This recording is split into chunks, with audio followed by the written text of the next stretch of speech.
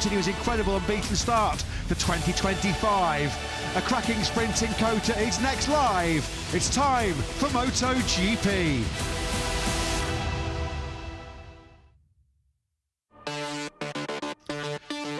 So first on the calendar, 12 years ago, back in 2013, the Circuit of the Americas in Austin, Texas.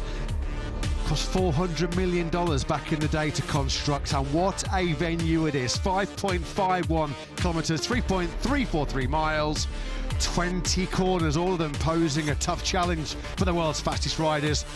Turns 1 to 6, you weave your way through sector 1, heartbreaking into turn 11, complete sector 2, 350 kilometres an hour down the back straight into sector 3. And then those three crucial right-handers, 16 and 17 and 18, towards the tail end of the lap.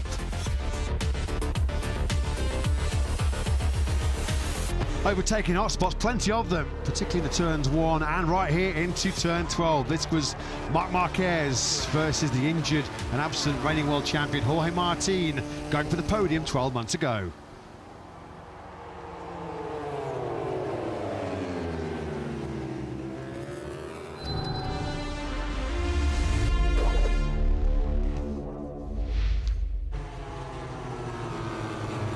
So the story of 2025 in MotoGP has been a tale of two brothers. Just as it was in Thailand, in Termatru Hondo 2 weeks ago, it was Marc versus Alex Marquez, and history repeated itself. Marc was pushed though to his limit. He might have been in his comfort zone in our season opener in Buriram, but Alex pushed him all the way to the checker flag 2 weeks ago. But it's Marc Marquez who is perfect in red so far in 2025. And this morning in Q2 here in Austin, Texas, he made it 3 poles out of 3 so far in 2025 as he looks to take top spot away from Jorge Martin. The injured reigning world champion is here today, or is here this weekend in Austin, Texas, spending time with the factory Aprilia squad. We haven't seen Jorge, of course, since the opening day of testing in Sepang back in early February. But everybody, once again, here in Austin, Texas, is chasing one rider. The famous Stars and Stripes flag overlooking turn 1 as we get set for sprint action here over 10 laps coming up shortly. Sunshine, thankfully, for the first time here this weekend in Austin. Day 1 was very much a mixed weather affair. We had a very wet FP1 session followed by a rapidly drying surface in practice yesterday, and this morning under somewhat cloudy skies, the sun once again shining on number 93 Marc Marquez. 8th pole position here in Texas. That is a new MotoGP record. Nobody has ever taken so many pole positions at the same circuit. His closest competition, well, this morning, it was Fabio Di Giannantonio, second fastest for Pertamina Enduro VR46 Racing.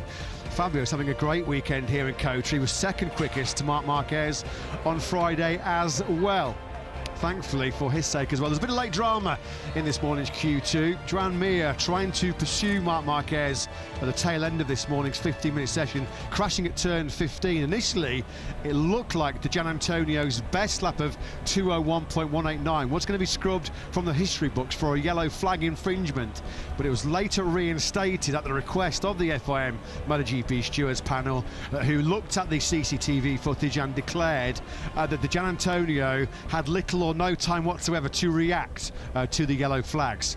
So great news for Fabio Di Giannantonio, who went from being very unhappy to very happy. First front row start since Qatar in 2023, when he went on to win the Grand Prix. Always great to be in this part of Texas. Wonderful venue, what a city it is. Downtown Austin, the live music capital of the world. Well, they're all playing to the tune of Marc Marquez right now in MotoGP. Matt Burton, Lewis Sudderby in the commentary box, talking you through all the build-up and the 10-lap sprint coming your way. We'll be lights out just after 3 p.m. local time here in Texas. Jack Appleyard enjoying some rare sunshine down in pit lane as well. Marc Marquez then on pole position, Fabio Di Giannantonio and Alex Marquez on the front row, and the 5th fastest Ducati at the end of qualifying this morning. When have we ever said that over the last couple of years? Pecco Bagnaia with his back against the wall, the double MotoGP world champion, with work to do from 6th place. Once again, Lewis outfought and outridden by his teammate Marc Marquez. Half a second the gap between the two factory Ducati stars. And the points gap, which currently stands at 31 between Marc Marquez and Pecco Bagnaia, who's third, of course, in the World Championship, in danger of growing still further. That is going to be a major concern for Pecco Bagnaia, who felt he had the best feeling he'd had on any Friday so far this season yesterday. But that feeling did not translate into a place on the front row of the grid. Bagnaia once again is playing catch-up, but at the moment Marc Marquez is not a rider that he's threatening to catch up.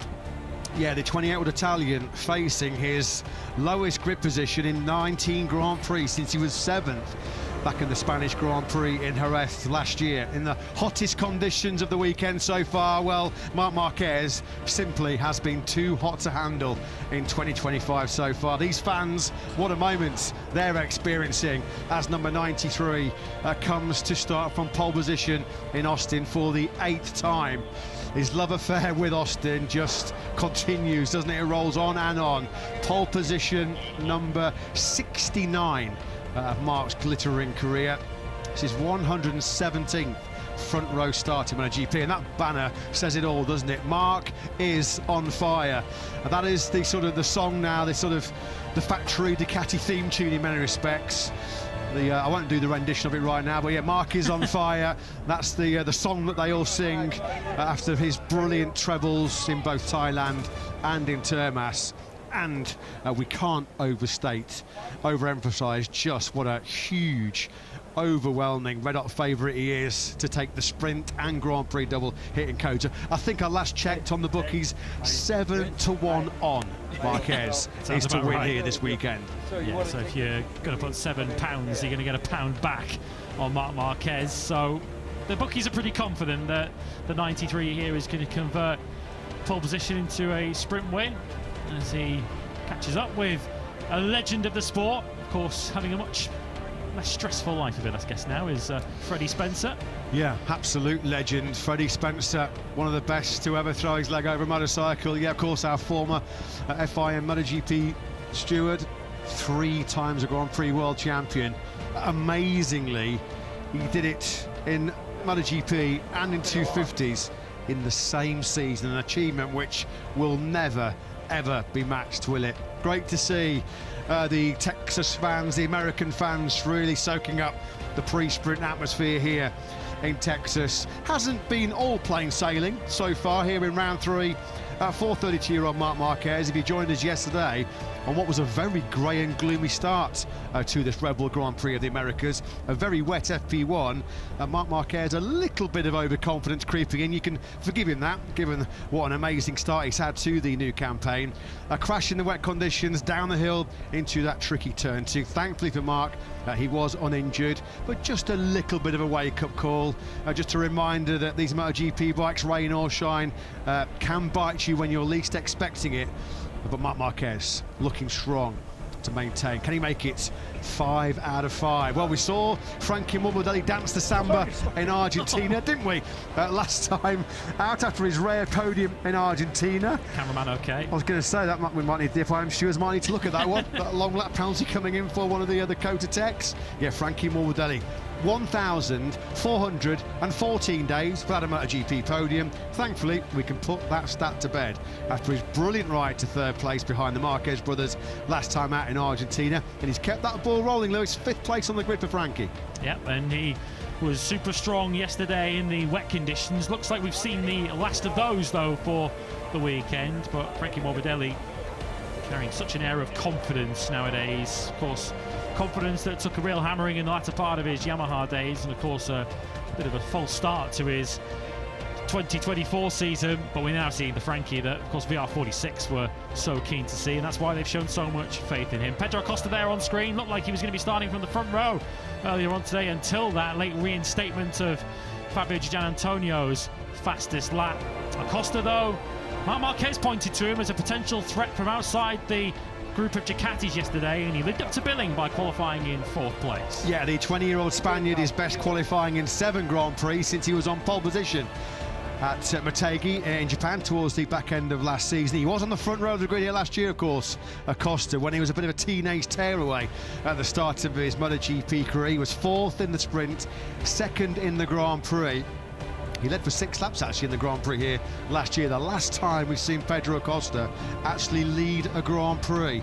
And believe it or not, since Austin last year, he is the only non-Ducati rider to podium in MotoGP. It just gives you an indication of just how dominant the Bologna factory have been of late. Wow, what's going through the mind at the moment of Pecco Bagnaia? He does crack a smile, but perhaps this morning, had it not been for a mistake at turn 1 in Q2 for Fermin Aldeguer, we could have been staring at the highly unlikely scenario of Pecco Bagnaia being the slowest of all 6 Ducatis here today. Aldeguer was 12th at the end of Q2 after he did have that small slide off, the front end washing out in the first corner. So here's Alex Marquez, who for once will have someone other than his brother Mark in front of him on the grid. Alex will go from the outside of the front row with Fabio Di Giannantonio on the VR46 Ducati nicely in between them. Alex Marquez has led more laps, certainly on a Sunday, than anyone else so far this season, but he hasn't led Mark on a Saturday so far in 2025. You surely feel that if anyone is going to even give Marc Marquez a smidge of difficulty, they're going to have to get ahead of him at the start of this Tissot sprint. If Marquez leads out of that first sector, you surely feel he'll lead at the end of the last sector, of the last lap. I'm sure we'll see them very, very shortly, but there's some outstanding rides further down the grid, particularly from the official factory Honda squad. Luca Marini, who was quickest in this morning's Q1 session, what a boost for the Italian. He's going to start from 7th place on the grid, by far his best ever qualifying performance on a factory Honda. In fact, the first time Luca has featured in a Q2 session on board the RC213V. And just 1 place behind him on that 3rd row is his Honda HRC Castrol colleague Joan Mir, who crashed late on at turn 15 in Q2, but Mir, his best qualifying in 27 Grand Prix since India back in 2023. The Honda revival continues. And I think exceeding most of our expectations, and I dare say even Honda's coming into this season. We thought they'd made progress in pre-season testing, but we certainly weren't expecting to be coming to Austin for round 3 of the season with Honda 2nd to Ducati in the Constructors' Championship, which is in part down to Ayagura's disqualification, which removed Aprilia and dropped them below Honda. But they've been competitive throughout this weekend. Joan Mir with rubber all over his shoulder after a huge save coming through the final couple of left-handers this morning. Turn 19, we nearly saw him go down in qualifying, and he saved it on his shoulder. Here is what it looked like from on board the Honda.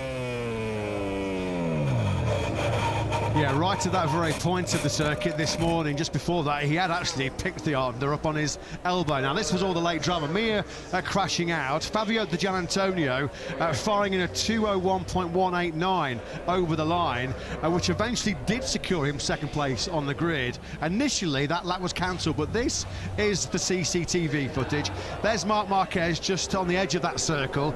Now, there is Joan Mir crashing there through 15. And right there is Fabio Di Giannantonio. To his right, to the left as we look at it, is the Marshalls post. And look at that, you can clearly see there. That was a great decision actually by the FIM MotoGP stewards to look at that CCTV, and quite rightly so, with some justification. You can understand why Di Giannantonio would have perhaps felt more than hard done by had he not got that lap back, because he had absolutely no time whatsoever to react to that yellow flag. So that was the reason why, happily to report for the Giannantonio fans and for Valentino Rossi Ducati fans, that's why he got his 2nd place back. Yeah, he was already fully committed there into the corner, wasn't he? Absolutely no chance of him doing anything about that. So he will start from the front row of the grid, and that did relegate Pedro Acosta down onto the 2nd row. But Marc Marquez starts from the very front as he looks to extend this extraordinary unbeaten record so far in the factory red of Ducati.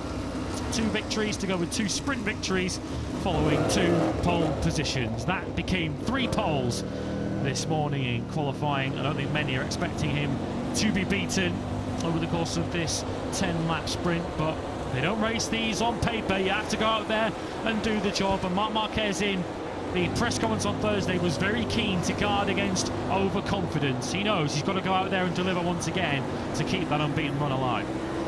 Yeah, I guess the big question inside the paddock, I've actually heard a lot of American fans actually discussing amongst themselves who's going to finish second in the sprint and the Grand Prix here in Austin. They have a lot of support here for the number 93. Let's go down to Jack down in pit lane. I think we've got a special guest waving the checker flag at the end of the sprint today. American actor who joins Jack right now. Yeah, Dax Shepard with me, a long-time MotoGP fan who's got the honour of waving the checkered flag later. I understand, Dax, I know this isn't your first time here to Austin, but to be back again with the sun shining, is there anywhere else in the world you'd rather be? No, this track is so much fun to be at, and to watch Marquez, who I used to hate because I'm yellow 46, that's my god. But to watch him struggle for these last few years and finally be on a factory team dominating, I cannot help but root for him. It's very fun to watch. Even the most hardened of Valentino Rossi fan has softened to Marc Marquez and just what he's been able to accomplish over these past few years. It's been a polarizing position I've taken among my friends. They're like, how could you possibly like him after the Valley years? And I'm like, I know, but this guy, broken humerus, broken femur, just keeps pushing, crashing every third race. I don't think I've ever seen a guy try to fight their way back as hard. You gotta just love the story, even if you hated his guts when you were rooting for Valley. Just finally, how do you see this one panning out? It looks as though it's Marc's race to lose. Yeah, I think what's happening with Alex is also really interesting. The fact that the two of them are up front is wild to see. As my friend Jeremy said, what are the odds of two brothers being 1 and 2? It's great to see you, and great to see you here as well. Good luck with the checkered flag. Okay, thank you. Yeah, thanks very much, Jack, and to Dax Shepard, who I think it's fair to say is a newly converted Marquez fan. He wasn't exactly sitting on the fence there about some of his previous thoughts about the number 93, but like so many, you do just have to sit back and marvel at the mercurial talent of the 32-year-old Spaniard who comes to the grid in what is a pole position that's almost got his name reserved on it here in Austin, Texas. It's a new MotoGP record, as you mentioned. Never in Grand Prix history has a rider come to the same circuit and taken 8 pole positions. On the line tomorrow is an 8th victory here in Austin for Marc Marquez. His journey to greatness really in MotoGP started, didn't it, right here 12 years ago, back in 2013, where he rocked up and won in dominant fashion on his first visit to Austin, Texas, and took the record away from a man who we've just seen on screens with Mark inside the factory Ducati garage, Freddie Spencer, who was previously, of course, the youngest ever Premier Class Grand Prix victor. Now, I'm looking forward to this little chat down on the grid because these two young men, well, they are Supercross superstars, enjoying life in the sunshine, hitting MotoGP. It's Jet and Hunter Lawrence joining Jack. Yeah, down here at the grid at Austin, there are VIPs, celebrities everywhere, none much bigger than these two guys. I mean, firstly, ashamed that you are here because we'd love to see you actually out there racing instead of being here visiting, but good to see you. Jet, firstly, I mean, what do you make of what Marc's been able to do so far this year? I know you're a big fan, your relationship goes back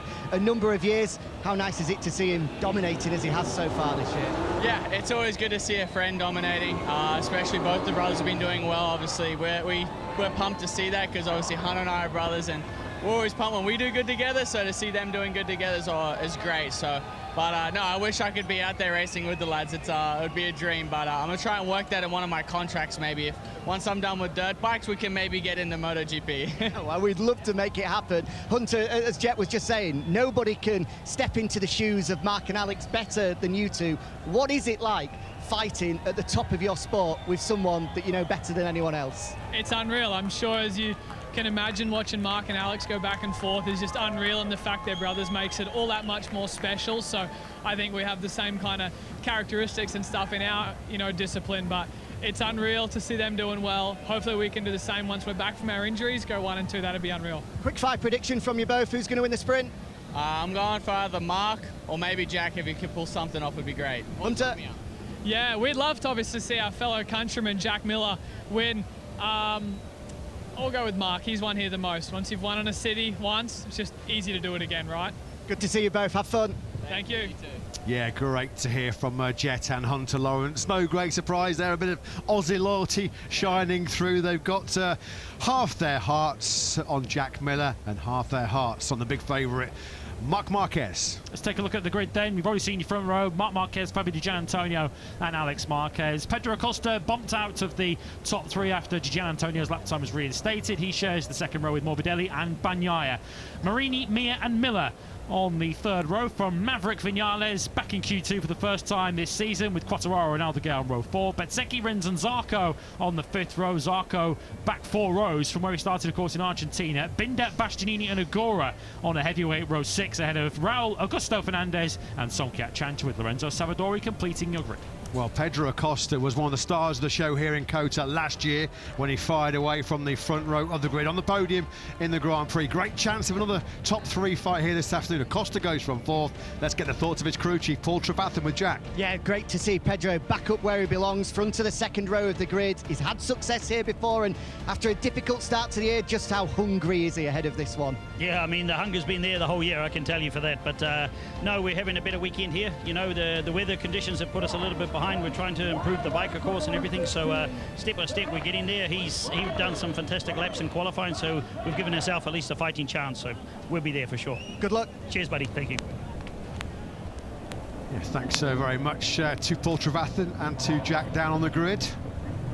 Well, Trevor Dreher and Austin Anderson, the Texas Trick Riders, for giving us a special cowboy show pre-horsepower rodeo.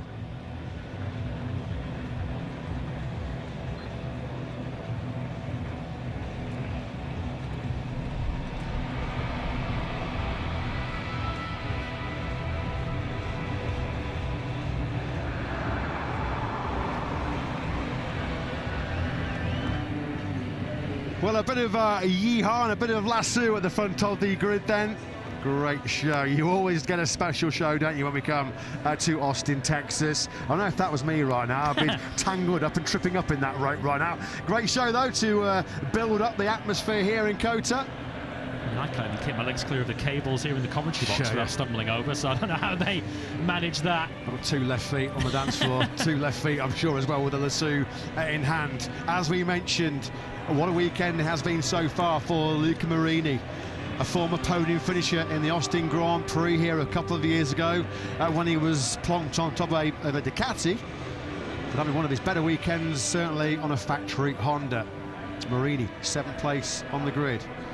Great job by the 27-year-old. There's going to be high hopes, big expectations in this 10-lap sprint coming up for Fabio Di Gianantonio, qualified 2nd. Frankie Morbidelli, Termas Grand Prix podium for him. He goes from 5th. Let's get the thoughts of the VR46 Racing Team boss, Pablo Nieto, with Jack. Pablo, both guys in a great position here ahead of this one, but with the sun out, beating down on this track, it's the hottest it's been all weekend.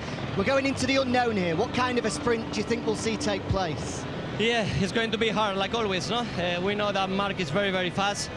But anyway, we have to try to make our best, try to make very good first lap, because we know that the first lap in the first corner and corner 12 is going to be very hard. But anyway, try to stop him, try to make our race, and then we will see. Good luck. Thank you. Yeah, thanks, Jack. Thanks to Pablo Nieto. Yeah, how on earth, though, do you stop Marc Marquez in this current rich vein of form he finds himself in? He could not have dreamt, could he, Marc Marquez, of a better start to his life as a factory Ducati rider.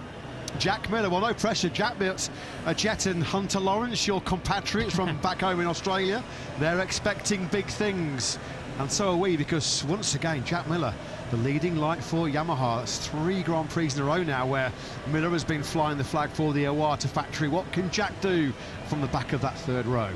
Yeah, I guess he would have been hoping we had similar conditions to yesterday in practice. Predictably, he was the first rider onto slicks when it dried out in practice and got himself into Q2 and backed that up with 9th on the grid. Well, penny for the thoughts of Pecco Bagnaia there, sitting on the 2nd row of the grid.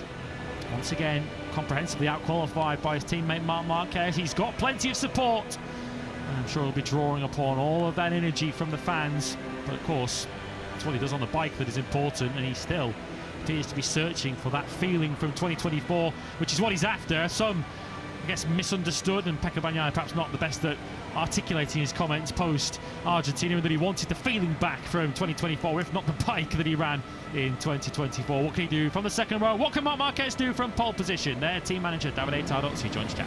Davide, obviously, Mark, a huge favourite here to win the sprint, but I think most people will be surprised by the performance of Pecco earlier. Just talk us through what happens there and how confident he is that he can get into the podium fight. Yeah, he still have some trouble on the front, having the confidence he had in the end of last year, but in the end he make a small mistake during his fastest lap, otherwise he can be at least third. But anyway, it depends really from the start. Here is, you know, the first corner is very difficult, and we'll see. If he have a good start, I think that he can fight for the podium, while it will be difficult to come up. Thanks. Thank you. Yeah, thanks to Davide Tardozzi, thanks to Jack once again down on what is a very hot grid now. Yeah, it's a bit of a pinch point, isn't it, as you climb up the hill, 41-metre climb up from the grid position to the highest point of turn one, and we've seen a few instances there down the years, and Bagnaia could be looking to certainly avoid a bit of early trouble, starting on the back of that second row. What a brilliant, unmatched vantage point of any circuit in the world is the observation tower, smack bang in the middle of this Circuit of the Americas complex, sprawling out over 1,500 acres on the outskirts of downtown Austin. The Australian fans are out in force. Bit of a giveaway, isn't it? A kangaroo with 43 on it. We know where they've come from. Actually, I bumped into a couple of Australian fans from Melbourne who have made what is a very long trip to sample the horsepower rodeo. They said they'll see us in Phillip Island as well later on in the year, so some real MotoGP die-hard fans who made the long journey from down under. Yeah, not as die-hard, I feel, as those that are staying up in the wee hours in Australia to watch this. We thank you wherever you're joining us all over the world. This is our third sprint of the season. Coming up, Marc Marquez has led from the front in each of the previous two. He has got fans everywhere he goes. The Marquez speed shop, it says on the back of that helmet. His speed has been unmatched so far. Alex Marquez then on the front row for the third race in a row in 2025. All three riders on the front row, medium front, soft slick Michelin tyre. Fabio Di Giannantonio's first front row since the tail end of 2023. But can this golden, incredible winning streak continue on a factory Ducati for Marc Marquez? He's on pole in Qatar.